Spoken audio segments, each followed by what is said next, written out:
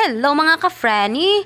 Ako di share sa inyo ha ang event gahapon. So gahapon di ay inani mag-celebrate ang Teacher's Day diri sa amon.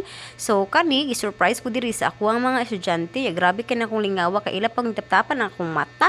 Nya grabe kay na ako kalingaw kay pag open nako sa akong mata, grabing kangit-ngit o grabe na akong kakuyaw kay ngano man wa ko nag-expect nga mao din ni ilang i-surprise sa ako.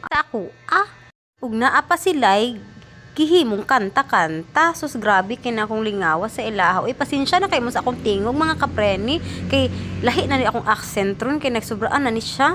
Ug naa pa sila nahibaw ang kanta. Unya ang ilang gikuas ko amurag pretty kay kurong adlaw kay naka-red pa ko so gikantahan ko nila You're a Beautiful Girl bato unsa ka bakatong taytula.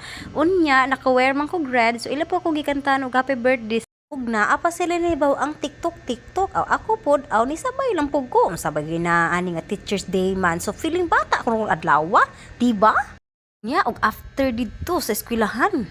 So ari na pud ta diretso sa Hagnaya. So sarang lingawa kay naa pa tay Teacher's Day sa classroom ug ditso pud sa Hagnaya naa po event nga para ra pud sa teachers. Unya grabe jud nimong lingawa kay after diri sa event kaon dinhi kaon dito at tura pun may sa swimming pool unya sarang grabe ang birada lingawa butangan pa sa atong intro diri nga grabing bagsika.